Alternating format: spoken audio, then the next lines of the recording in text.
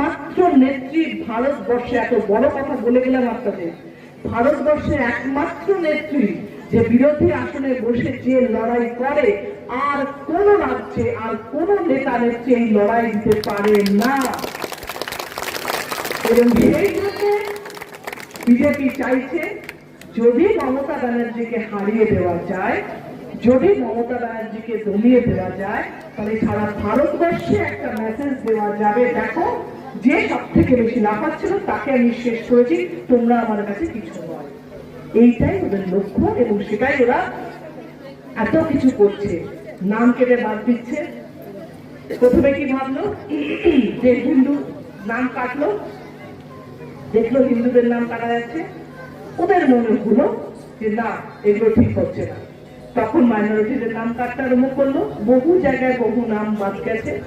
এবার আপনি বলুন, আপনার দাদা দাদি নানা বাবা আপনার পরের জেনারেশন এখানে জন্মেছে, এখানে বড় হয়েছে, এখানে মানুষ হয়েছে, তাও আপনাকে এখন 70 বছর 80 বছর বয়সে এসে প্রমাণ দিতে হবে যে না আমি দেশে থাকছি, আমি দেশে জন্মেছি, ভাই আমাকে জন্ম দিয়েছি, আমি এদেশেই ছিলাম, আমাকে আবার দয়া করো। কেন কেন দয়া চাইবো? আমি তো এদেশেরই, আমার বাবা দাদা দাদি সবাই এদেশে প্রাণ দিয়েছে, আমরা এদেশে জন্মেছি, তাহলে কেন নাম বাদ দিচ্ছ শুধুমাত্র রাজনীতি করার জন্য?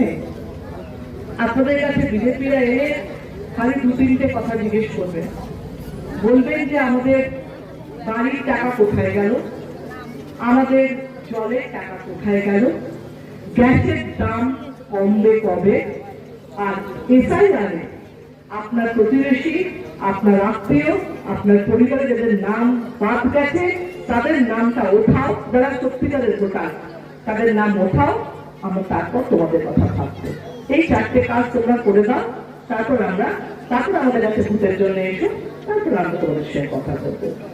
ভাবতে পারছেন এখন যাদেরকে নাম বাদ গেছে তার মানে কি তারা একটা রাজ্যে একটা দেশে যতক্ষণ আপনি ভোট দিতে পারছেন ততক্ষণ আপনি নাগরিক থাকছেন না। নাগরিক হওয়ার সবচেয়ে বড় প্রমাণ হচ্ছে ভোট দেওয়া, সেটাই আপনাকে বন্ধ করে দিচ্ছে, সেটাই আপনাকে আটকে দিচ্ছে। আর কি ভাবে তারা এই দেশকে নিজের মতন করে চালাবে, কি অত্যাচার করলে পশ্চিমবঙ্গ ওদের হতে পারে সেটা আমরা ভাবতে পারছে না। তাই আপনাদের কাছে অনুরোধ যে ভোট দেবেন তৃণমূলে, জোড়া খুলে। অভিষেক বন্দ্যোপাধ্যায় যার জন্য নতুন প্রজন্ম রাজনীতিতে আসছে, যাকে ভালোবেসে নতুন প্রজন্ম ভোট করছে, যারা রাজনীতি করছে, তৃণমূল করছে, তাদেরকে আমি আবার বলবো যে ভোট দেবেন জোড়া খুলে তৃণমূলে। ইনশাল্লাহ আমরা আবার আসবো, মমতা ব্যানার্জি আবার জিতবে। জয় হিন্দ, ধন্যবাদ।